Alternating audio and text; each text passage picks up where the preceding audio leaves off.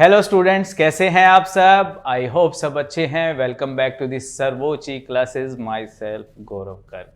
आज हम स्टार्ट कर रहे हैं बच्चों एनिमल किंगडम का नेक्स्ट टॉपिक। कौन सा? फर्स्ट फाइलम है हमारा, phylum Porifera. I hope last lecture जिसमें हमने बेसिस ऑफ क्लासिफिकेशन यानी कि एनिमल्स को किन बेसिस पर क्लासिफाई किया गया है उन बेसिस को अच्छे से कर लिया है। कोई भी डाउट हो तो पूछ लीजिएगा, ठीक है। आज का जो टॉपिक है फाइलम पोरीफेरा, हम बिल्कुल बेस से स्टार्ट करेंगे और फिर हाई लेवल तक जाएंगे। हाई लेवल कहाँ तक जाना है ये भी मायने रखता है। ऐसा नहीं है कि बिल्कुल ही डीप तक जाना है। जितना हमारे नीट एग्ज़ाम के लिए या एम्स के लिए ज़रूरी है वहीं तक हम इसको ले करके जाएंगे, ठीक है। तो सबसे पहले आप लोगों ने पोरीफेरा के बारे में कहाँ पर सुना था? याद कीजिए, सबसे पहले हमने पढ़ा था हमारे 9th क्लास के chapter diversity in living organism में पोरीफेरा के बारे में पढ़ा था। ये रहा हमारा 9th क्लास का पोरीफेरा का टॉपिक, ठीक है। क्या कह रही है बेसिस हमारे जहां से हमने स्टार्ट किया था पोरीफेरा को। पोरीफेरा का जो मतलब है, वर्ड का मतलब है, वो है होल्स। क्या मतलब है? होल्स यानी कि छेद। जो बेसिस है वहीं से स्टार्ट करते हैं। रिवाइज अप कर लेते हैं। पोरीफेरा कैसे एनिमल्स हैं? नॉन मोटाइल एनिमल्स हैं। कहाँ अटैच होते हैं? सॉलिड स्पोर्ट के साथ अटैच होते हैं। पूरी बॉडी पर, ऑल ओवर बॉडी पर पोर्स प्रेजेंट होते हैं, ठीक है। इसका की फीचर याद कीजिएगा, कैनाल सिस्टम होता है। कैनाल सिस्टम होता है जो कि वाटर का सर्कुलेशन में हेल्प करता है। और उससे क्या होता है? फूड और ऑक्सीजन जो है, एक्सचेंज ऑफ गैसेस जो है वो वहां पर होती है। किसकी वजह से? कैनाल सिस्टम की वजह से, ठीक है। जो बॉडी है इसकी वो हार्ड आउटसाइड लेयर से कवर्ड होती है, स्केलेटन से कवर्ड होती है। साथ ही साथ इसका दूसरा की feature minimal differentiation and division into tissue. यहाँ जो है कोई भी इसके बॉडी पार्ट के अंदर डिफरेंशिएशन करना आसान नहीं है कि ये इसका माउथ है या इसके हाथ है या इसका पेट है। ऐसा इसके पार्ट्स को डिफरेंशिएट करना आसान नहीं है। कॉमन नेम क्या है? Sponges, commonly called sponges. ये भी इसका की फीचर है। कहाँ मिलते हैं? मोस्टली मैराइन होते हैं, मेनली मैराइन होते हैं, बाकी फ्रेश वाटर में भी मिलते हैं। इसके एग्जाम्पल यहाँ दिए गए हैं। हमें कौन कौन से एग्जाम्पल दिए गए हैं? ये 3 एग्जाम्पल, यूप्लेक्टिला, साइकन और स्पोंजीजिला। ये हमारा 9th क्लास का बेसिक है जो हमने पढ़ा है। कुछ नहीं करना है, कंफ्यूज नहीं होना है, ठीक है। 9th क्लास में थोड़ा सा पढ़ा था, 11th क्लास में थोड़ा सा और एक्स्ट्रा पढ़ लेंगे, ठीक है। और नीट के लिए उससे थोड़ा सा बस, ठीक है। ज़्यादा डीप में जाने की ज़रूरत नहीं है। ये हमारा 9th का था। याद आ गया होगा आपको। याद करने के लिए, आपको रिकॉल करने के लिए, मेमोराइज करने के लिए, आपको बेसिस बताने के लिए हम 9th क्लास पर गए थे। वापस आ जाते हैं हमारी 11th क्लास की एनसीईआरटी पर। 11th क्लास की एनसीईआरटी क्या कहती है इनके बारे में? स्पॉन्जेस, ये बात तो 9th क्लास में भी हमने पढ़ ली है कि इन जो पोरीफेरा फाइलम है उसको स्पॉन्जिस से जाना जाता है, generally marine and mostly asymmetrical animals. अब जो हमने बेसिस लिए थे एनिमल किंगडम को क्लासिफाई करने के लिए वो भी हम इसमें कंसीडर करेंगे। ठीक है, कैसे देखते हैं।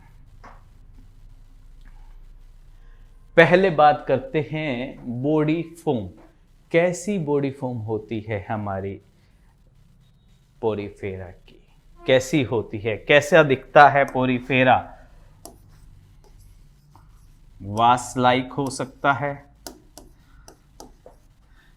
सिलेंड्रिकल हो सकता है,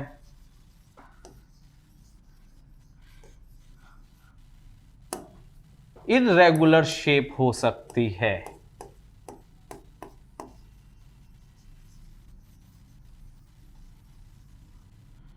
इर्रेगुलर शेप हो सकती है।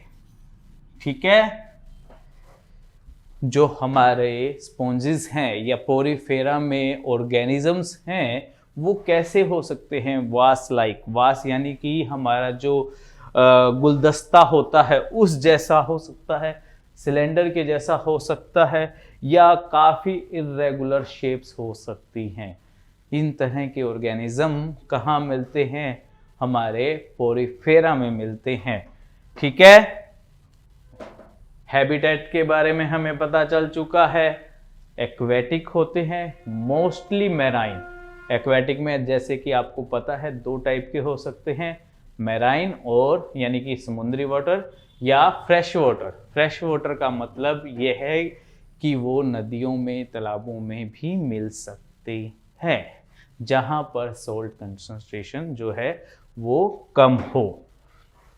इनकी किस किस टाइप के हो सकते हैं ये हम पता चल चुका है, बॉडी फॉर्म कैसी हो सकती है। अब बात करते हैं सिमेट्री की। सिमेट्री हमने जो बेसिस पढ़े थे क्लासिफिकेशन के, कितने टाइप की सिमेट्री पढ़ी थी याद कीजिए। पहली थी एसिमेट्रिकल,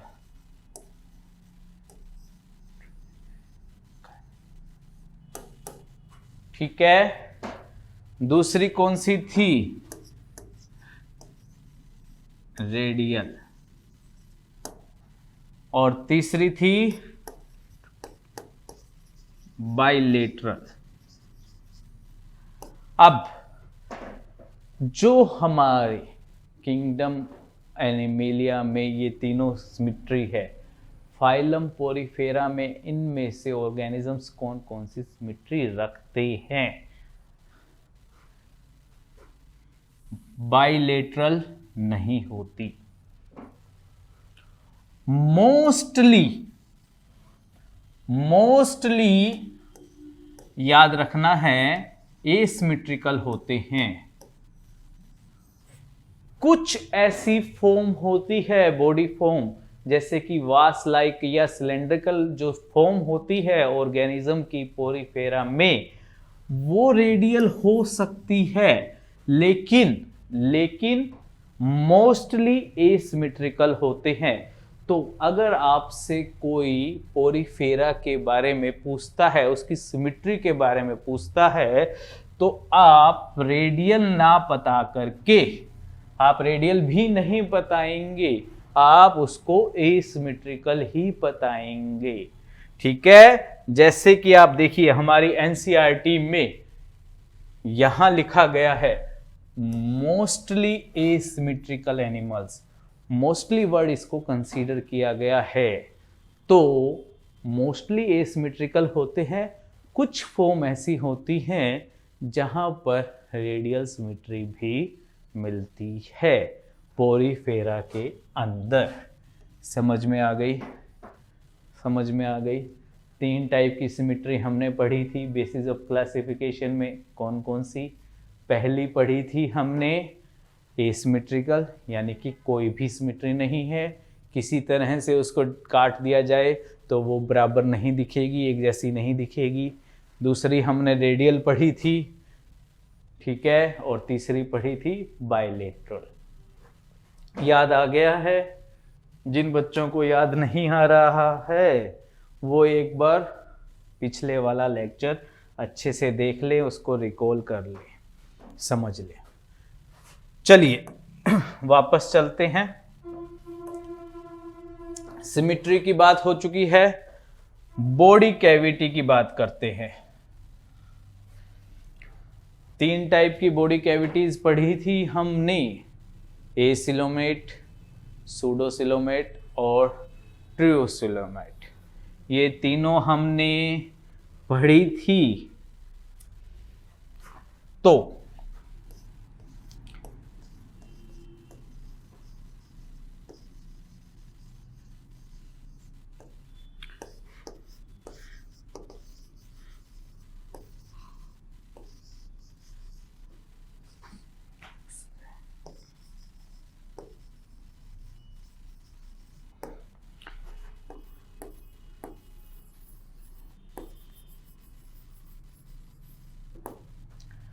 ये 3 बेसिस थे क्लासिफिकेशन में। सिलोम के अकॉर्डिंग 3 टाइप की थी, सिलोमेट, एसिलोमेट, सूडोसिलोमेट और सिलोमेट। तो अब हम बात करते हैं सिलोम का क्या था। याद कीजिए कि बॉडी के अंदर जो कैविटी है, सिलोम का मतलब होता है कैविटी, वो किस तरह की है, क्या उसमें कैविटी प्रेजेंट है या नहीं है, या कुछ कुछ टाइप की प्रेजेंट है। ये तीनों हमने पढ़ी थी। तो फाइलम पोरीफेरा जो है बच्चों, फाइलम पोरीफेरा के अंदर कोई भी सिलोम प्रेजेंट नहीं होती। फाइलम पोरीफेरा की जो बॉडी कैविटी है वो एसिलोमेट होती है, वो एसिलोमेट होती है। एक कैविटी प्रेजेंट है लेकिन उसको हम बॉडी कैविटी के रूप में कंसीडर नहीं कर सकते, वो स्पॉन्जोसील है। कुछ बच्चों को डाउट होगा जिन्होंने +1 कर ली है और नेट की तैयारी कर रहे हैं, लेकिन वो जो बॉडी कैविटी है वो हमारी जर्म्स लेयर के बीच में नहीं आती है, उसको हम इस तरह की बॉडी कैविटी में कंसीडर नहीं कर सकते, वो अलग टाइप की बॉडी कैविटी है। ठीक है, समझ में आ रही है? वो बॉडी प्लान में आ सकता है। आपको एक बॉडी प्लान हमने बताया था, तीनों टाइप के बॉडी प्लान होते हैं, 3 टाइप के। कौन कौन से बॉडी प्लान होते हैं याद कीजिए एक बार उसको। 3 टाइप के बॉडी प्लान थे ना। एक तो था tube with in tube, tube के अंदर ट्यूब होती है। एक होता है हमारा ब्लाइंड सैक और एक होता है सेल एग्रीगेशन। यहां पर एक बार हम लिख देते हैं आप लोगों के लिए बॉडी प्लान जो थे।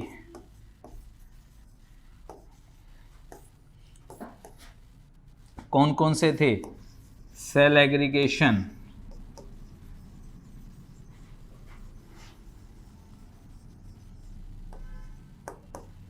दूसरा था हमारा ब्लाइंड सैक, और तीसरा जो था वो था हमारा थर्ड वन जो था ट्यूब, स्पेस कम है यहां पर, ट्यूब विद इन ट्यूब। ये था बॉडी प्लान, हमने तीनों टाइप के पढ़े थे। तो उनमें से हमारा जो फाइलम पोरीफेरा में कंसीडर होता है वो होता है सेल एग्रीगेशन। सेल मिलकर के एक बॉडी कैविटी बनाते हैं, बॉडी प्लान बनाते हैं। यहां ब्लाइंड सैक भी नहीं है और ट्यूब विद इन ट्यूब भी नहीं है। ये जो बीच में एक कैविटी बनती है वो सेल एग्रीगेशन से बनती है। ना कि वो हम इसमें कंसीडर नहीं करेंगे। हमारी जर्म्स लेयर के अकॉर्डिंग वहाँ पर कोई कैविटी नहीं है, वो एसिलोमेट है। काफ़ी स्टूडेंट्स को इसके अंदर कंफ्यूजन रहता है कि सर स्पोंजोसील है, स्पोंजोसील भी तो एक कैविटी है, तो यहाँ हम एसिलोमेट क्यों लिखते हैं? एसिलोमेट वो कैविटी है बच्चों जो हमारी जर्म लेयर के बीच में मिलती है। सिलोम हम उनको कहते हैं जो हमारी एक्टोडर्म और एंडोडर्म जर्म्स लेयर के बीच में मिलते हैं। यहाँ लेकिन जर्म्स लेयर भी नहीं है, सिंगल लेयर है, तो काफ़ी प्रिमिटिव है। स्पॉन्जेस या पोरीफेरा आप कह लीजिए, काफ़ी प्रिमिटिव है। जो भगवान हैं उन्होंने उसको जस्ट अभी स्टार्ट किया है। एक लेयर से अभी जाओ तुम लाइफ को स्टार्ट करो, तो इनके पास अभी कुछ भी नहीं है। ठीक है, कोई कैविटी नहीं है, कोई बॉडी प्लान अच्छे वाला नहीं है। सेल एग्रीगेशन करके उन्होंने बस एक स्टार्टिंग की है लाइफ की। ठीक है, समझ में आ गया है। चलें नेक्स्ट टॉपिक पर। लेवल ऑफ ऑर्गेनाइजेशन, 4 लेवल थे हमने जो बेसिस में किया था। Cellular level, tissue level,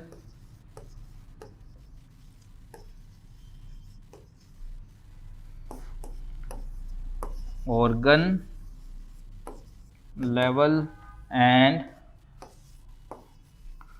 organ system. ये 4 लेवल हमने किए थे। चारों में हमने, अब याद कीजिए कौन सा लेवल ऑफ ऑर्गेनाइजेशन जो है वो पोरीफेरा में है।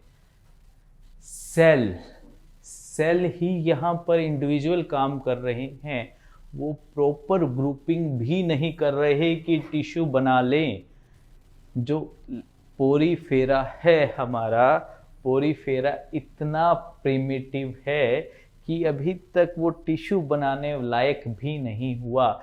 उनकी जो सेल्स हैं मल्टी सेलुलर हैं, बहुत टाइप की सेल्स हैं, लेकिन वो एग्रीगेट नहीं हुई है, इकट्ठी नहीं हुई है एक टाइप की सेल और कि वो टिश्यू बना सकें। वहां पर सेल्स हैं, आपस में जुड़ी हुई है, लेकिन उनका सबका फंक्शंस अलग अलग है। एक टाइप के फंक्शन की सेल जो हैं वो वहाँ पर अभी तक नहीं हुई है कि वो टिश्यू लेवल पर जा सके। तो टिश्यू नहीं है तो ऑर्गन नहीं है, ऑर्गन नहीं है तो ऑर्गन सिस्टम भी नहीं है। लेवल ऑफ ऑर्गेनाइजेशन जो है पोरीफेरा के अंदर वो सेलुलर लेवल ऑफ ऑर्गेनाइजेशन है। तो ये सब हम रिमूव कर रहे हैं, रख रहे हैं तो हमारा कौन सा लेवल है? सेलुलर लेवल ऑफ ऑर्गेनाइजेशन है। अरे यार, चलिए, सेलुलर लेवल ऑफ ऑर्गेनाइजेशन है। समझ में आ गया? कोई डाउट हो तो पूछना है, हेजिटेट नहीं करना है। चलिए नेक्स्ट टॉपिक पर चलते हैं। अब जो इसके अंदर की बात करते हैं, पोरीफेरा या स्पॉन्जेस के अंदर इनर बॉडी की बात करते हैं कि कैसी होती है। ये एक रफ डायग्राम हमने बनाया हुआ है कि इनके अंदर क्या होता है। ये जो हमने एरो दिखाए गए हैं, यहाँ पर ये जो पार्ट है ये पोर हैं, छेद हैं। जैसे कि सबसे पहली फिगर देखिए आप, हम ये देखिए, इसके अंदर ये जो छोटे छोटे पार्ट्स दिखाई दे रहे हैं आपको, ये पोर्स दिखाई दे रहे हैं। यहाँ पर छोटे छोटे पार्ट्स हैं, पोर्स हैं, जो छेद हैं जिसके थ्रू वाटर इनके अंदर एंटर करता है। चलिए उसी पर चलते हैं। ये यहाँ पर जो एरो हैं, ये पार्ट जो हैं ये पोर्स हैं, छेद हैं, जिसके नाम पर इस फाइलम का नाम रखा गया है पोरीफेरा। और इन पोर्स को हम क्या कहते हैं? ओस्ट्रिया। क्या कहते हैं? ओस्ट्रिया। ठीक है। ओस्ट्रिया से जो वाटर है वो अंदर एंटर करता है। कहाँ? स्पोंजोसील में।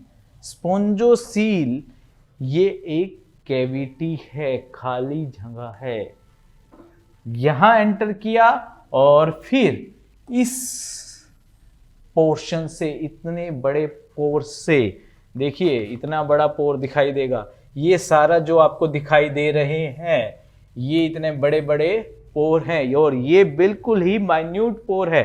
माइन्यूट पोर को क्या नाम दिया गया है? ओस्ट्रिया। माइन्यूट पोर से ये जो कैविटी आपको दिखाई दे रही है, खाली स्पेस जो आपको दिखाई दे रहा है, इसको क्या कहते हैं? स्पोंजोसील।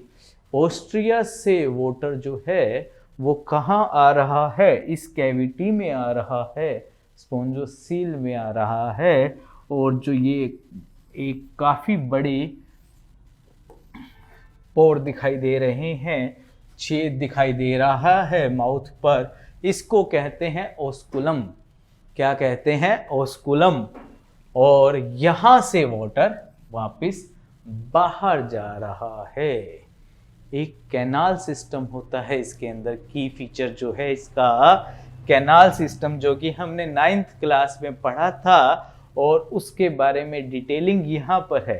क्या डिटेल है कि ओस्ट्रिया से, यानी कि पोर से, माइन्यूट पोर से वाटर एंटर कर रहा है। वाटर अंदर आया, पानी अंदर आया, कहाँ आया? स्पोंजोसील में। उस कैविटी को, उस खाली स्पेस को क्या नाम दिया गया है? स्पोंजोसील। ठीक है। और स्पोंजोसील में अपना काम करके वो कहां से निकल गया है? ओस्कुलम से बाहर निकल गया है। कहां से निकल गया है? ओस्कुलम से बाहर निकल गया है। अरे ठीक है, ये ओस्कुलम है। समझ में आ गई? अब ये बाकी चीजें क्या लिखी हुई हैं? जो इसकी बॉडी होती है पोरीफेरा की, वो 2 लेयर से बनी है। डर्मल लेयर, जो ये आपको व्हाइट कलर में यहां पर दिखाई दे रही है, ये है डर्मल लेयर, यानी कि बाहरी स्किन वाली लेयर, समझिए। और जो रेड कलर में आपको दिखाई दे रही है, कोइनोसाइटिक लेयर, जो रेड कलर में आपको दिखाई दे रही है। और इन दोनों के बीच का जो स्पेस है, ये जो स्पेस है ब्लैक कलर वाला, इसको हम दूसरा कलर से हाईलाइट करते हैं आपके लिए। ये जो कलर, ये जो स्पेस है इन दोनों के बीच का, ये क्या है? मेसोगिलिया। क्या है? मेसोगिलिया। अब एक बार हम एनसीईआरटी पर चलते हैं। देखिए, sponges have a water transport और कैनाल सिस्टम। ये चीज़ हम 9th में भी पढ़ चुके हैं और 11th में भी हमारे इसमें आया हुआ है एनसीईआरटी में, कि स्पॉन्जेस के पास एक वाटर ट्रांसपोर्ट के लिए कैनाल सिस्टम है, जिसको कि कैसे वाटर इसके अंदर एंटर होता है। देखिए, water enters through minute pore, उस माइन्यूट पोर को नाम दिया गया है ostia in the body wall. Body wall के अंदर है। ये जो आपको ब्लैक कलर के दिखाई दे रहे हैं, ये सभी ओस्ट्रियाज हैं। ठीक है। और ये देखिए, इसके अंदर भी ये सभी जो हैं वो क्या है? ओस्ट्रिया है। समझ में आ गई? ओस्ट्रिया से वाटर एंटर करता है सेंट्रल कैविटी, जिसको नाम दिया गया है स्पोंजोसील। क्या नाम दिया गया है? Spongocoel. And from where it goes out through osculum. ये जो ओपनिंग यहां पर दिखाई गई है ये ऑस्कुलम है। समझ में आ गई? ऑस्ट्रिया से स्पोंजोसील, स्पोंजोसील से ऑस्कुलम। अब ये जो पाथवे है वाटर ट्रांसपोर्ट की या कैनाल सिस्टम जो है वो किस चीज में हेल्प कर रहा है? फूड को लेके आने में। फूड जो आ रहा है वो यहां से आ रहा है, वाटर के साथ आ रहा है। रेस्पिरेशन जो है यानी कि एक्सचेंज ऑफ गैसेस जो है वो यहाँ पर हो रहा है, और रिमूवल ऑफ वेस्ट यानी कि एक्सक्रीशन इसके द्वारा हो रहा है। 3 मेन फंक्शन यहाँ पर दिए गए हैं। क्या? फूड की सप्लाई होना यानी डाइजेशन में हेल्प करना, रेस्पिरेशन में हेल्प करना, और साथ ही साथ एक्सक्रीशन में हेल्प करना। कौन हेल्प कर रहा है? वाटर ट्रांसपोर्ट सिस्टम यानी कि कैनाल सिस्टम जो है वो हेल्प कर रहा है इन तीनों चीजों में। समझ में आ गई? अब हमारी एनसीईआरटी में कोइनोसाइट्स के बारे में, कोइनोसाइट्स को हम क्या कहते हैं? कोलर सेल भी। ये इंपॉर्टेंट है, पूछा जा सकता है हमारे नीट एग्जाम में। कोलर सेल या कोइनोसाइटिक जो है सेल्स कहाँ मिलती है? स्पॉन्जिस में, पोरीफेरा में, याद रखना है। और पोरीफेरा के अंदर कहाँ मिलती है? जो स्पोंजोसील की लाइनिंग है, स्पोंजोसील जो है, जो कैविटी है, खाली जगह है, उसकी जो बॉर्डर लाइनिंग है वो वहां पर कोइनोसाइट्स मिलती हैं। इस चीज को समझने के लिए वापस चलते हैं। ये देखिए, अरे आ जाओ। ये जो खाली जगह है, खाली स्पेस है, ये हमारा स्पोंजोसील है, और इसका जो बॉर्डर है वो हमारा रेड कलर की जो ये आपको सेल्स दिखाई दे रही है, ये हमारी क्या है? कोइनोसाइट्स हैं, यानी कि कोलर सेल्स से बनी हुई है। ये जो लेयर है कोइनोसाइटिक लेयर, ये किस सेल से बनी है? कोलर सेल से, कोइनोसाइटिक सेल से। ठीक है, इन लेयर्स के बारे में थोड़ा सा डिटेल में करेंगे, एनसीईआरटी में नहीं है लेकिन इंपॉर्टेंट है। क्वेश्चन बन सकता है यहां से, जो हमारी बाहरी लेयर है, आउटर लेयर कौन सी है? ये व्हाइट कलर की जो आपको दिखाई दे रही है, ठीक है। डर्मल लेयर जो है वहां कौन कौन सी सेल्स मिलती हैं?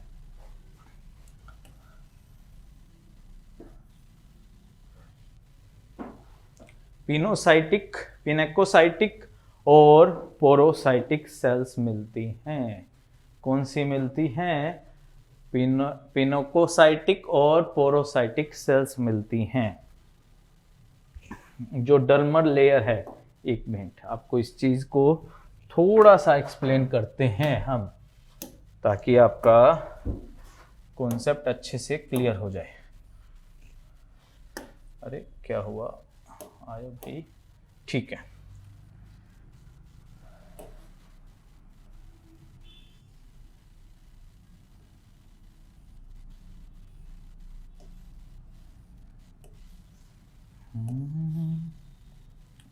बहुत बड़ा सर्कल बन गया।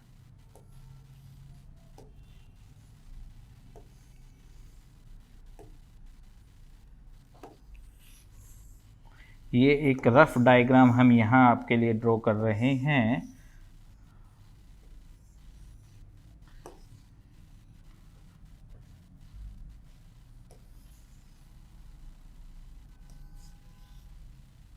जस्ट रफ डायग्राम है।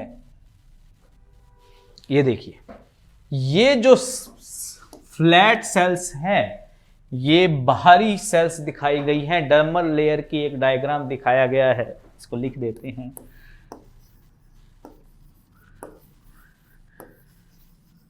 थोड़ा सा डायग्राम अच्छा ना बना हो तो कोई बात नहीं, ड्राइंग अच्छी नहीं है।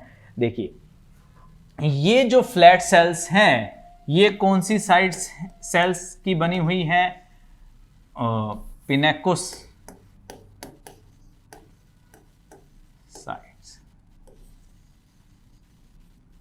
कौन सी सेल्स हैं ये? पिनेकोसाइट्स।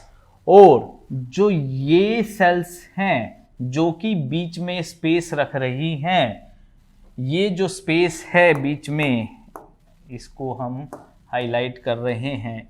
ये जो ग्रीन कलर का आपको स्पेस दिखाई दे रहा है, ये पोर है। ऑस्ट्रिया क्या है? पोर है बच्चों, इसको समझिए आप। क्या है? पोर। और ये जो पोर को कंसीडर कर रही हैं ये सेल्स दोनों, ये है हमारी पोरोसाइट्स। समझ में आ गई? इसीलिए ये दो सेल्स हैं। कौन कौन सी? जो बाहरी लेयर है स्पोंजिया की या स्पोंजिस की या पोरीफेरा की डर्मल लेयर, वो दो टाइप की सेल से मिलकर के बनी है, पिनेकोसाइट्स और पोरोसाइट्स। पोरोसाइट्स वो सेल्स हैं, जैसे ये दो सेल्स हैं, ये पोरोसाइट्स हैं क्योंकि ये पोर क्रिएट कर रही हैं, ये पोर क्रिएट कर रही हैं। और ये जो फ्लैट सेल्स हैं इनको नाम दिया गया है पिनेकोसाइट्स। समझ में आ गई? डर्मल लेयर का समझ में आ गया है आप लोगों को? I hope.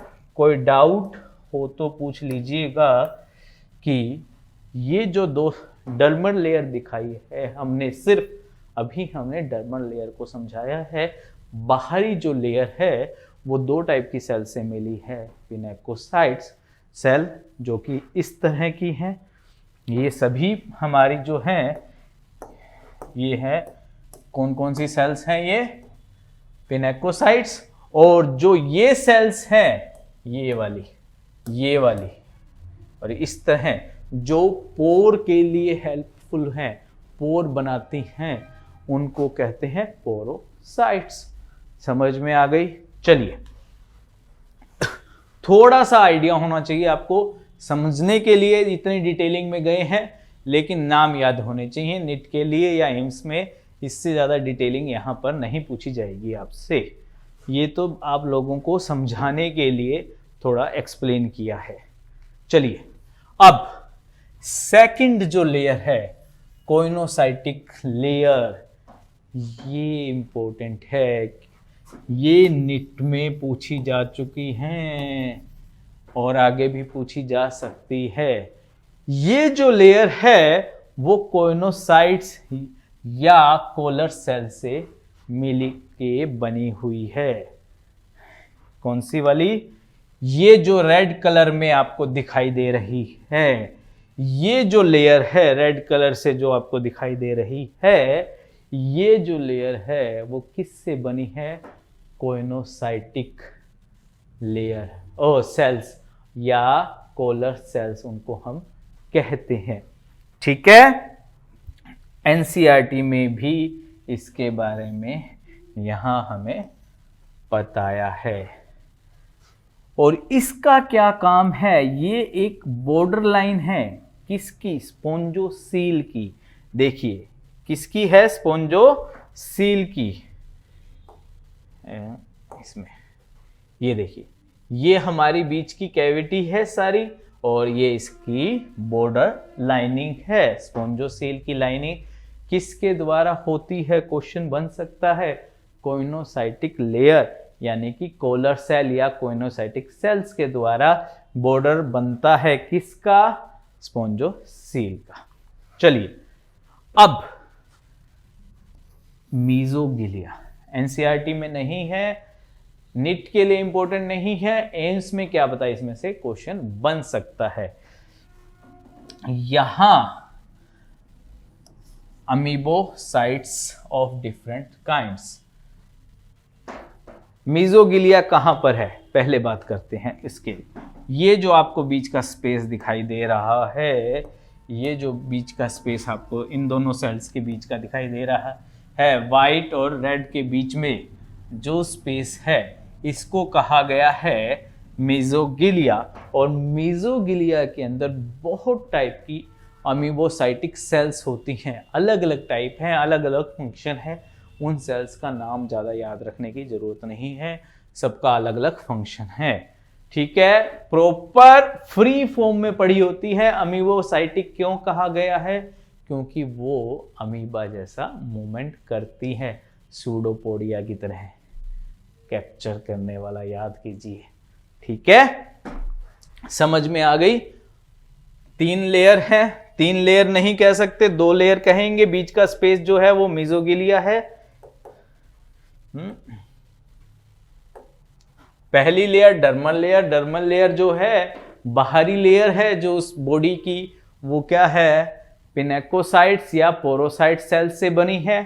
ठीक है, जो इनर लाइनिंग है स्पोंजोसील की, वो कोलर सेल या कोइनोसाइटिक सेल से बनी है, और उनके बीच में जो स्पेस है, जेली लाइक स्पेस, जहां पर अमीबोसाइट्स ऑफ डिफरेंट काइंड, बहुत अलग अलग तरह की सेल्स है, इतना डीप में जाने की जरूरत नहीं है। उन सेल्स को क्या नाम दिया गया है? अमीबोसाइट्स नाम दिया गया है, क्योंकि वो हमारी अमीबा की तरह मूवमेंट करती है। समझ में आ गई है? बहुत डिफरेंट काइंड के फंक्शंस हैं।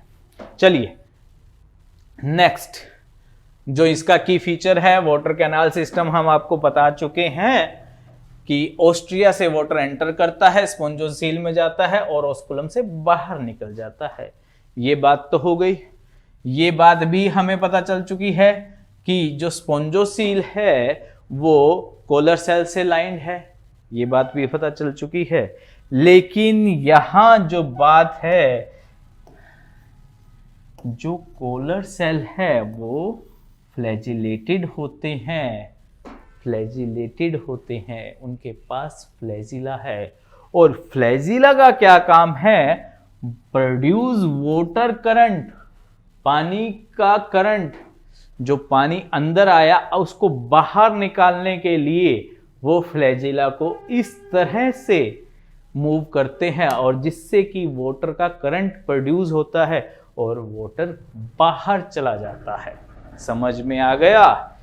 कोलर सेल्स जो है, इनर लाइनिंग जो है, उनका फ्लैजिला अंदर की तरफ होता है और वो वाटर को इस तरह से मूव करता है और वाटर जो है वो बाहर चला जाता है। वाटर कैनाल सिस्टम में आपको ये चीज याद रखनी है, कोलर सेल्स के पास फ्लैजिला है। नीट में या एम्स में क्वेश्चन बन सकता है कि इनमें से कौन सी सेल के पास फ्लैजिला है, तो ऑप्शन में आपको कोलर सेल या कोइनोसाइटिक सेल्स मिल सकते हैं। याद रखना है, इस बात को भूलना नहीं है। और इन सेल के पास जो फ्लैजिला है उसका क्या फंक्शन है? वाटर करंट को प्रोड्यूस करना। समझ में आ गई है? चलें नेक्स्ट। चलिए, ये भी एक टाइप का क्वेश्चन बन सकता है कि किस किस टाइप का कैनाल सिस्टम मिल सकता है पोरीफेरा के अंदर। पोरीफेरा में बहुत अलग अलग ऑर्गेनिज्म हैं, उनमें अलग अलग टाइप का कैनाल सिस्टम मिलता है। पहले ये देखिए, इसमें आपको डायग्राम से ही समझ में आ रहा होगा। इस सिस्टम को कहा गया है एस्कोन सिस्टम। यहां देखिए, सिंपली वाटर एंटर करेगा और बाहर निकल जाएगा। ये सबसे सिंपल वाटर या कैनाल सिस्टम इसके अंदर कह सकते हैं। कुछ पोरीफेरा होते हैं जिसमें कि इस टाइप का हमें सिस्टम मिलता है, जहां थोड़ा सा घूम करके जाना पड़ता है। यहां से तो डायरेक्ट चला गया, यहां से इधर गया, इधर गया, इधर गया। इस तरह से घूम करके जाने वाले जो सिस्टम है उसको क्या कहा गया है? साइक्लोन सिस्टम कहा गया है। ठीक है, 3 सिस्टम होते हैं वाटर कैनाल सिस्टम के, एस्कन, साइकन एंड ये वाला कॉम्प्लिकेटेड है। यहां से हो जाएगा, फिर इधर से जाएगा, फिर इधर से जाएगा, फिर इधर से जाएगा। काफी ज्यादा घूम फिर करके इसको जाना पड़ेगा। इस टाइप का जो सिस्टम है, इस टाइप का जो सिस्टम है इसको ल्यूकोन सिस्टम कहा गया है। नाम याद रख लीजिए, थोड़ा सा ये याद रख लीजिए कि सबसे सिंपलेस्ट कौन सा है, एस्कोन है, जिसमें डायरेक्ट पोर से हमारे पास स्पॉन्जोसील में पानी पहुंच जाता है, वाटर पहुंच जाता है। और या सबसे जो कॉम्प्लेक्स है ल्यूकॉन है, जिसमें कि काफ़ी देर में पानी अंदर पहुंचता है, काफ़ी घूम फिर करके जाता है। समझ में आ गया है? ठीक है, ये जो है ये याद रख लीजिए, नाम याद रख लीजिए। इतने ज़्यादा उसके बारे में इस क्वेश्चन नहीं बनते हैं नेट में, क्योंकि एनसीईआरटी में नहीं है, लेकिन एम्स में बन सकता है। कुछ कई बार ओवर नेट से एनसीईआरटी से बाहर भी क्वेश्चन पूछा जा सकता है नेट में, तो ये बन सकता है। बस चलिए अब बात करते हैं डाइजेशन की। पोरीफेरा के अंदर जो डाइजेशन है वो कैसे होता है। डाइजेस्टिव सिस्टम आपको पता चल चुका है किसकी वजह से होता है, वाटर या कैनाल सिस्टम की वजह से डाइजेशन होता है, फूड सप्लाई होती है। पोरीफेरा के अंदर फूड सप्लाई जो है वो किसकी वजह से है, कैनाल सिस्टम की वजह से है। वाटर कैनाल सिस्टम अभी पता, 3 फंक्शन पढ़े ना हमने, क्या क्या, कि फूड सप्लाई करता है, रेस्पिरेशन में हेल्प करता है और एक्सक्रीशन में हेल्प करता है। समझ में आ गई? इसके अंदर जो डाइजेशन है वो है हमारा इंट्रासेलुलर डाइजेशन, यानी कि ये चीज आपको याद रखनी है, जो फूड है वो सेल के अंदर जाकर के डाइजेस्ट होगा। जैसे हमारा जो सिस्टम है वो एक्स्ट्रा सेलुलर है, यानी कि एंजाइम्स जो है वो सेल से बाहर आते हैं और हमारे फूड पर एक्ट करते हैं, उसको ब्रेक डाउन करते हैं। लेकिन यहाँ क्या हो रहा है कि जो फूड है वो सेल में जा रहा है और सेल के अंदर ही एंजाइम रिलीज होंगे और वहीं पर उसका ब्रेक डाउन होगा। समझ में आ गई है? इंट्रासेलुलर है। और यहां कोई भी डाइजेस्टिव सिस्टम के तीसरा पॉइंट यहां लिख लीजिए, इनकम्प्लीट। कोई कंप्लीट डाइजेस्टिव सिस्टम नहीं है कि मुंह से लिया और एनस के थ्रू बाहर निकल गया, ऐसा यहां पर कोई भी डाइजेस्टिव सिस्टम नहीं है। इनकम्प्लीट डाइजेस्टिव सिस्टम है। समझ में आ गई? भाई एनिमल्स की बात कर रहे हैं तो थोड़ा थोड़ा इन सिस्टम्स के बारे में भी हमें पता होना चाहिए। ये भी एक एनिमल है, दिखता प्लांट की तरह है, बहुत प्रिमिटिव है, इसके पास कुछ भी नहीं है, लेकिन पढ़ना तो पड़ेगा ना।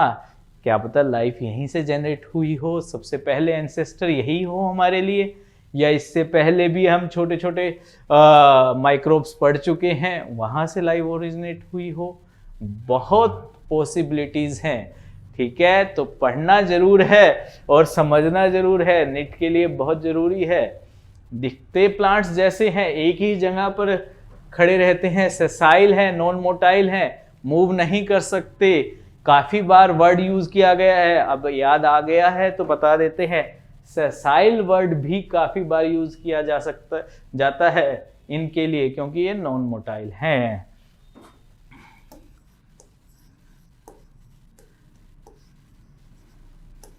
सेसाइल यानी कि नॉन मोटाइल। अब आपको यहाँ पर थोड़ा सा याद आ गया है तो बता देते हैं। काफ़ी बच्चों को कन्फ्यूज़न होता है कि सर सेसाइल क्या है। सेसाइल यानी कि नॉन मोटाइल, मूव नहीं कर सकते, एक ही जगह पर रहने वाले पोरीफेरा सेसाइल हैं।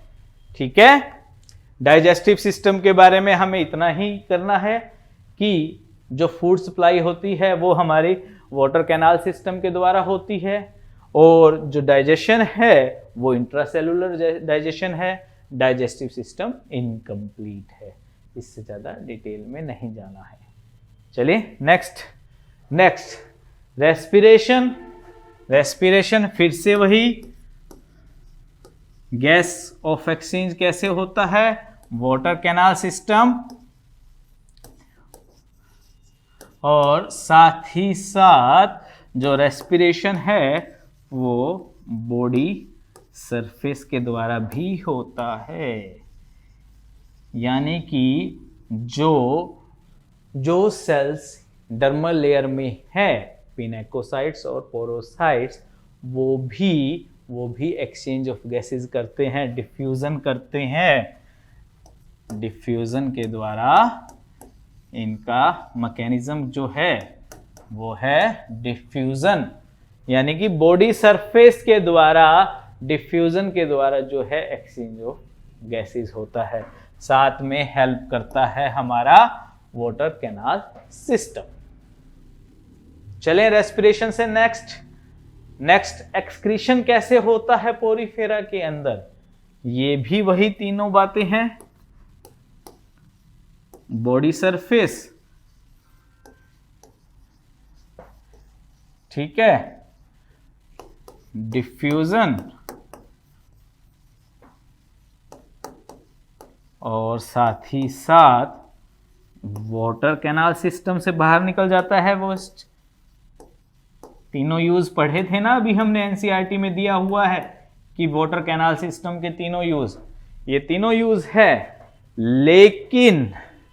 लेकिन एक चीज याद रखना, यहां जो वेस्ट बनता है एक्सक्रीशन में हमने पढ़ा है किस टाइप के हैं, 3 टाइप के वेस्ट होते हैं, अमोनिया, यूरिया और यूरिक एसिड।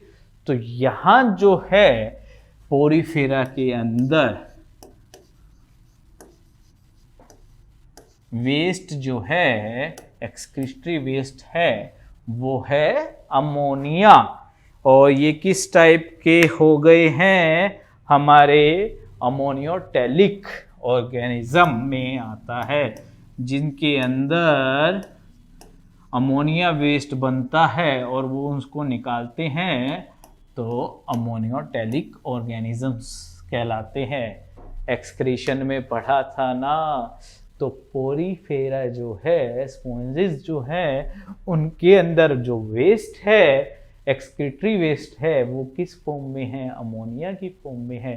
क्योंकि अमोनिया को बहुत ज़्यादा वाटर की ज़रूरत होती है निकलने के लिए, और यहाँ वाटर कैनाल सिस्टम से इनको मिल रहा है, तो अमोनिया इसके अंदर एक्सक्रीटरी वेस्ट है। और इस ऑर्गेनिजम्स को क्या कहते हैं, अमोनियोटेलिक ऑर्गेनिजम्स कहा गया है।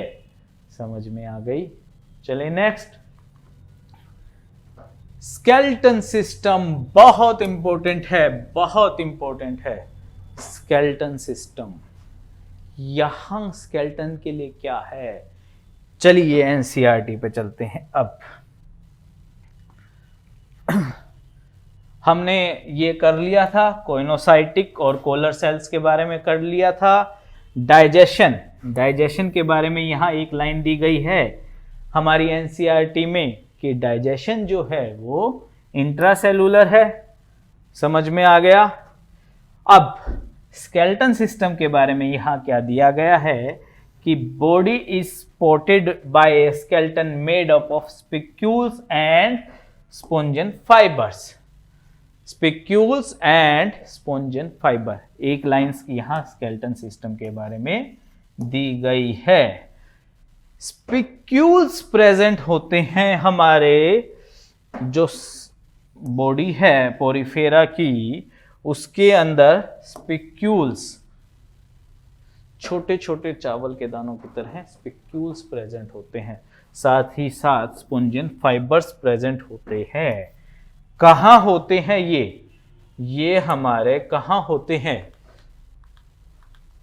ये देखिए, ये प्रेजेंट होते हैं मेसोगिलिया में।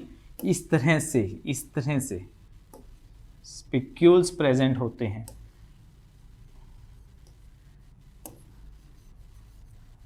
स्टार लाइक स्ट्रक्चर्स कह सकते हैं आप इसको, स्पिक्यूल्स छोटे छोटे।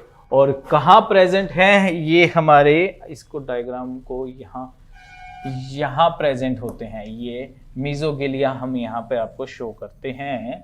मेसोगिलिया में यहाँ पर प्रेजेंट होते हैं, जो कि इसको सपोर्ट करते हैं, खड़ा रखते हैं स्पॉन्जेस को, पोरीफेरा ऑर्गेनिज्म को खड़ा रखने में हेल्प करते हैं। जैसे हमारी बॉडी को हेल्प कौन करता है स्टैंड रखने में?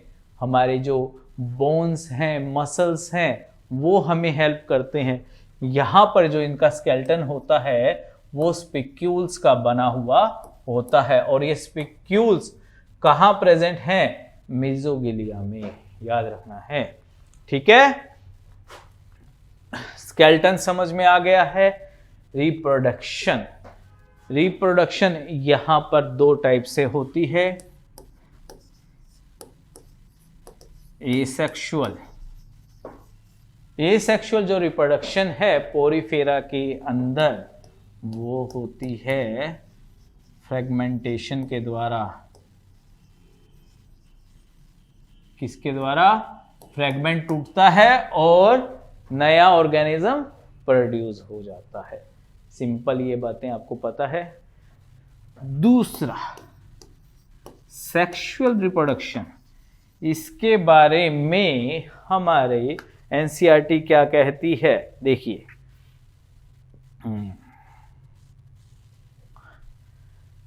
यहां देखिए, सेक्सेस आर नॉट सेपरेट,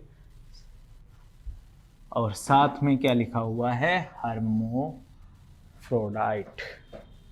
क्या लिखा हुआ है? हर्मोफ्रोडाइट, यानी कि वो ऑर्गेनिज्म जिनके अंदर मेल और फीमेल सेक्स जो है वो एक ही ऑर्गेनिज्म में है, एक ही ऑर्गेनिज्म में है, एक ही बॉडी में। यानी कि एक ही बॉडी के पास मेल ऑर्गन और फीमेल ऑर्गन दोनों होते हैं। उन ऑर्गेनिजम्स को क्या कहा गया है? हर्मोफ्रोडाइट। याद रखना है, इंपॉर्टेंट है। तो जो स्पॉन्जेस है, जो पोरीफेरा है, वो हर्मोफ्रोडाइट्स होते हैं। ये आपको याद रखना है।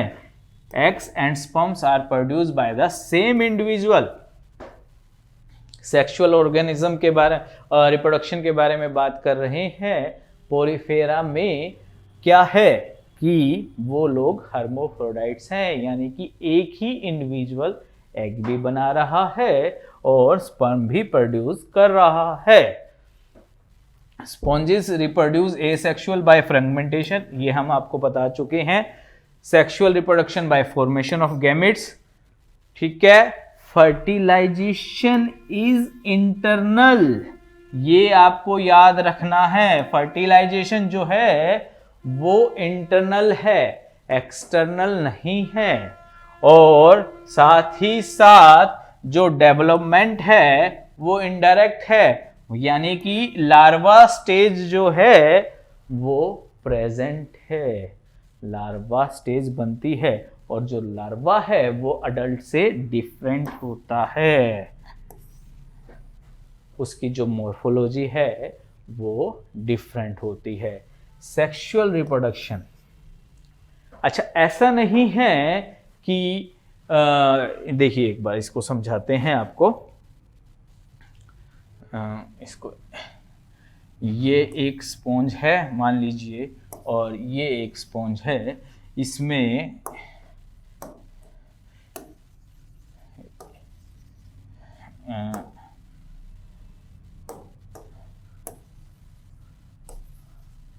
जस्ट एक रफ डायग्राम बनाया है हमने।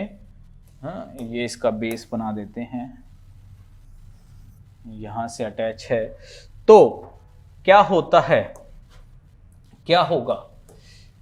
ये जो मेल ऑर्गन है मान लीजिए, ये यहां फीमेल ऑर्गन को यहां पर स्पर्म रिलीज करता है, और यहां पर जो फीमेल ऑर्गन है वो जाकर के फर्टिलाइज होती है। ऐसा नहीं है कि ये यहीं पर फर्टिलाइजेशन हो जाएगी, सेम ऑर्गेनिज्म में फर्टिलाइजेशन नहीं होगी। इसी तरह से वाटर कैनाल सिस्टम की वजह से ये जो है, ये जो फीमेल है ऑर्गन है वो एग है, या मान लीजिए ये एग है, ये इसके स्पर्म से फर्टिलाइज होगा, दूसरे इंडिविजुअल के स्पर्म से फर्टिलाइज होगा। सेम इंडिविजुअल फर्टिलाइजेशन नहीं कर सकते, ये नेचर के खिलाफ है। समझ में आ गई? यानी कि जो ये जो फीमेल ये जो एग है, जो ब्लू कलर में हमने शो किया था आपको, ये फर्टिलाइज होगा दूसरे इंडिविजुअल के स्पर्म से। इसी तरह से ये जो एग है इस स्पॉन्ज का, वो फर्टिलाइज होगा किसके स्पर्म से? इसके स्पर्म से। ठीक है, समझ में आ गई है। और हमने रिप्रोडक्शन के बारे में क्या क्या पढ़ा है एनसीईआरटी से, कि हर्माफ्रोडाइट्स होते हैं, ठीक है, और गैमेट्स फॉर्मेशन होती है, फर्टिलाइजेशन जो है इंटरनल होती है, इनडायरेक्ट डेवलपमेंट है, लार्वल स्टेज प्रेजेंट है, और जो लार्वा है वो मॉर्फोलॉजिकली डिफरेंट होता है, यानी कि जैसा हमें एडल्ट दिखाई देता है वैसा लार्वा उसका नहीं होता। उसकी शेप और उसकी मॉर्फोलॉजी जो है, बाहरी रूप से दिखने वाले जो कैरेक्टर्स हैं वो अलग अलग होते हैं। समझ में आ गई है। एनसीईआरटी में अब हमें एग्जाम्पल्स दिए हैं, लेकिन अभी हमें कुछ और भी बात याद रखनी है। नर्वस सिस्टम इंपॉर्टेंट है। Absent neurons, nerve cells absent होती है, ये इसका की फीचर है। पोरीफेरा का की फीचर है कि इसके अंदर नर्व सेल्स, न्यूरॉन्स अपसेंट होते हैं। इसको कोई टच कर लो, इसको कुछ नहीं पता चलता है। जैसे अभी हमें कोई टच करता है, या तेज से हवा चलती है, या एकदम से हमारे आगे कुछ आ जाता है, तो हमारी जो सेंसेस है वो हमें पता चलते हैं ना सेंसेस से, कि अरे ये हो गया, अरे बचो, ऐसे बचो, अरे बैलून आ रहा है, बचो, ठीक है, या कुछ भी चीज आ रही है हमारी तरफ, बचना है या उसको कैच करना है। तो कैसे पता चलता है? क्योंकि हमारे अंदर नर्वस सिस्टम है, सेंस करने की शक्ति है हमारे पास। लेकिन जब ये बने तो भगवान ने इनको शक्ति ये नहीं दी, सेंस करने की शक्ति नहीं दी। नर्व सेल्स, यहाँ पर न्यूरॉन्स जो हैं बच्चों वो अपसेंट है, नर्व सेल्स जो हैं वो नहीं होती, अपसेंट होती है। ये इसका की फीचर है। नर्वस सिस्टम के रिगार्डिंग हमने क्या क्या पढ़ चुके हैं? डाइजेस्टिव सिस्टम भी कर लिया, रिप्रोडक्टिव सिस्टम भी कर लिया, एक्सक्रीटरी सिस्टम भी कर लिया, रेस्पिरेशन भी कर लिया है, नर्वस सिस्टम भी कर लिया है पोरीफेरा का। ये चीजें याद रखनी हैं। चलिए अब बात करते हैं क्लासिफिकेशन। हमारी एनसीईआरटी में नहीं दी हुई है। पोरीफेरा को 3 क्लासेस में डिवाइड किया गया है। 3 क्लासेस में डिवाइड किया गया है, याद रखना है। किस बेसिस पर? स्पिक्यूल्स के बेसिस पर। फर्दर जो डिवाइडेशन हुई है, पहले तो एनिमल्स को डिवाइड किया, एनिमल्स के बेसिस हमने काफी कर चुके हैं। लेवल ऑफ ऑर्गेनाइजेशन हो गया, जर्म्स लेयर हो गई, सिलोम्स हो गया, नोटोकोड हो गया, ये सब हमने किया है। तो फर्दर जो फाइलम पोरीफेरा है उसको भी क्लासिफाई किया गया है 3 क्लासेस में। कैल्सेरिया, हेक्साएक्टिनिलिडिया, डेस्मोस्पोंजियाई, ये 3 क्लासेस हैं। और क्या बेसिस था इनका क्लासिफिकेशन का? स्पिक्यूल्स किस टाइप के हैं?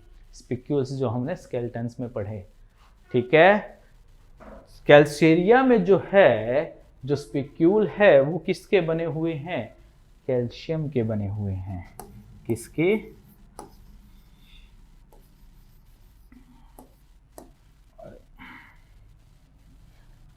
कैल्शियम क्या बना हुआ है? स्पिक्यूल। यहां जो स्पिक्यूल है वो सिलिका का बना हुआ है। किसका? सिलिका का, इस क्लास में। और यहां जो स्पिक्यूल है वो सिलिका के साथ साथ फाइबर्स का बना हुआ है। किसका बना हुआ है? फाइबर्स का। ये देखिए हमारी एनसीईआरटी में भी इसके बारे में लिखा है।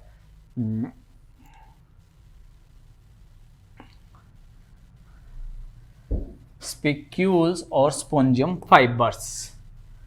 इसी बेस पर इस फाइलम की आगे फर्दर क्लासिफिकेशन की गई है।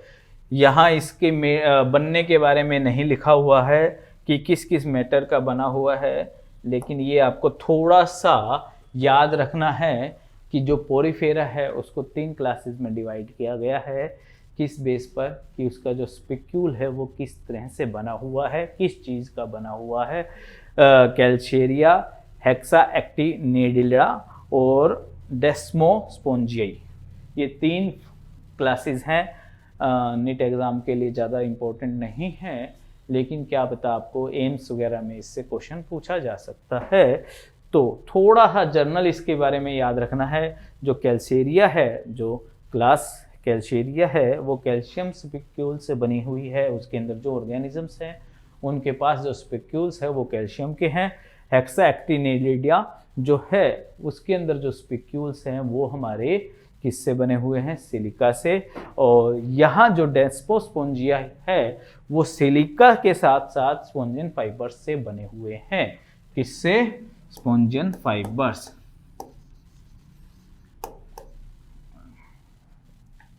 यहाँ पे लिख देते हैं, स्पेस कम है।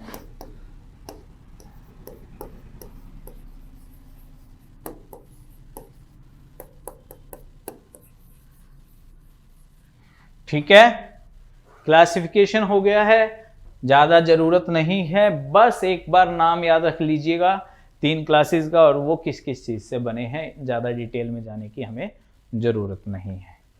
अब जो मेन बात है वो है एग्जाम्पल्स को याद करना। कैसे याद करें, कितने एग्जाम्पल्स याद करें? बहुत सारे एग्जाम्पल हैं, अलग अलग बुक में अलग अलग मिलते हैं। नीट के लिए या एम्स में भी मोस्टली जो क्वेश्चन हैं वो हमारी एनसीईआरटी से पूछे जा सकते हैं एग्जाम्पल के रूप में। ठीक है, एग्जाम्पल जो है एनसीईआरटी से बाहर कुछ 1 या 2 एग्जाम्पल हैं, वो भी आपको ऐसा लगता है कि बाहर हैं, लेकिन वो कहीं ना कहीं हमारे आगे वाले चैप्टर्स में हैं, तो वो हमें याद रखने हैं बस। पहला एग्जाम्पल स्काइफा, जिसको साइकोन भी कहा गया है। ठीक है, यूप्लेक्टिला, इसको क्या कहा गया है? Common name the Venus flower basket, common name भी याद रख लीजिएगा। अब आप कहेंगे सर ये एनसीईआरटी में नहीं है। अरे भाई ये एनसीईआरटी में है, लेकिन 9th क्लास की एनसीईआरटी में है। 9th क्लास की जो एनसीईआरटी है, देखिए, चले 9th क्लास वाली पर दोबारा से चलते हैं। ये रहा ना भाई एनसीईआरटी, 9th क्लास की एनसीईआरटी में इसका डायग्राम भी दिया हुआ है। ठीक है, यूप्लेक्टिला। तो ऐसा नहीं है कि हमने पीछे वाला छोड़ देना है, उसको याद रखना है, उनके एग्जाम्पल्स को याद रखना है। ठीक है, यूप्लेक्टिला यहां पर है, ये तीनों एग्जाम्पल याद कीजिए, साइकन, स्पोंजिला और यूप्लेक्टिला। और जो हमारी 11th क्लास की एनसीईआरटी है, यहां पे देखिए साइकन जो एग्जाम्पल है, साइकन, यूस्पोंजिया और स्पोंजिया, ये 2 एग्जाम्पल तो हमारे एनसीईआरटी में 9th में ही आ चुके हैं। ठीक है, और यहां एक एग्जाम्पल क्या है? यूस्पोंजिया। इसके बारे में भी थोड़ा सा देखिए, ये स्पॉन्जेस जो हैं, यूस्पोंजिया जो है वो हमारा बाथ स्पॉन्ज है। बहुत सारे जो बच्चे हैं या बहुत सारे जो लोग हैं वो स्पॉन्ज को यूज करते हैं अपनी बॉडी को रब करने के लिए। उसको साबुन के सोप से इसको वो कर लिया, स्पॉन्जी कर लिया, जैसे उसके अंदर साबुन का झाग आ गया है और उससे अपनी बॉडी को रब करते हैं स्पॉन्जिस से। जो आजकल जो स्पॉन्जिस यूज होते हैं वो तो आर्टिफिशियल हैं, प्लास्टिक के बने हुए हैं, लेकिन जो प्रिमिटिव लोग हैं वो स्पॉन्जिस को यूज करते थे ताकि उनकी स्किन अच्छे से साफ हो जाए। ठीक है, फ्रिक्शन के लिए। समझ में आ गई? और एक चीज ये भी याद रखनी है, एनसीईआरटी में जो फ्रेश वाटर क्या दिया हुआ है, अभी तक मोस्टली हमने क्या पढ़ा था हैबिटेट के बारे में कि जो स्पॉन्जेस है मोस्टली मैराइन होते हैं, लेकिन स्पोंजोगिला जो है स्पोंजोगिला वो हमारा फ्रेश वाटर स्पॉन्ज है। ये याद रखना है, इंपॉर्टेंट है कि आपसे क्वेश्चन पूछा जा सकता है एग्जाम्पल्स दे करके कि इनमें से फ्रेश वाटर स्पॉन्ज कौन सा है। तो स्पोंजोगिला जो है फ्रेश वाटर स्पॉन्ज है, याद रखना है इस चीज को, ठीक है। एग्जाम्पल्स काफी इंपॉर्टेंट है, एग्जाम्पल्स और बाकी ये चारों ही एग्जाम्पल आपको याद रखने हैं। स्काइफा, साइकोन, यूप्लेक्टिला जो है जो हमने 9th क्लास में किया है, the Venus flower basket, you Spongia bath sponge, और स्पोंजोगिला जो है फ्रेश वाटर स्पॉन्ज है। ये हमारा फाइलम पोरीफेरा कंप्लीट हो गया है, फाइलम पोरीफेरा कंप्लीट हो गया है। इससे ज़्यादा न मत करना, इससे ज़्यादा करने की आप लोगों को ज़रूरत नहीं है। बहुत सारी बुक्स में बहुत सारा वास्ट है, अरे कितनी बुक्स की पढ़ेंगे आप लोग। जो नीट एग्ज़ाम जो हमारा एम है, नीट एग्ज़ाम या एम्स जो हमारा एम है, उसके लिए ये मोर देन इनफ है, ठीक है। फिर भी कोई डाउट रह जाता है तो आप हमें कॉल कर सकते हैं, मैसेज कर सकते हैं, कमेंट कर सकते हैं, व्हाट्सएप कर सकते हैं। पूछने के तरीके काफ़ी हैं, पूछने वाले बनो, डाउट क्रिएट करो अपने मन के अंदर, भाई ये चीज़ का मेरे को डाउट है। अपने अंदर कुछ भी मत रखो, पूछ लो उसी टाइम, सर मुझे ये डाउट हो रहा है, इसको कैसे क्लियर करना है, कैसे बताओगे आप, ठीक है। मैसेज कर सकते हैं, बहुत तरीके हैं। और साथ ही साथ आप हमें फेसबुक पर, इंस्टाग्राम पर, टेलीग्राम पर फॉलो कर सकते हैं। वहाँ पर आपको हमारी वीडियोस भी मिलती रहेंगी, पीडीएफ्स भी मिलती रहेंगी। यूट्यूब को सब्सक्राइब कर लीजिए, यूट्यूब चैनल को, लिंक हमने नीचे डिस्क्रिप्शन बॉक्स में दिए हुए हैं, ताकि आपको नेट से रिलेटेड कोई भी इंफॉर्मेशन है वो भी आपको यहाँ पर मिलती रहेंगी। हमारी लाइव क्लासेस भी चलती हैं, तो यूट्यूब से आपको नोटिफिकेशन भी मिलते रहेंगे, ठीक है। अपना ध्यान रखना है, अच्छे से पढ़ना है, कंफ्यूज नहीं होना है, कॉन्फिडेंस लूज नहीं करना है। Thank you very much.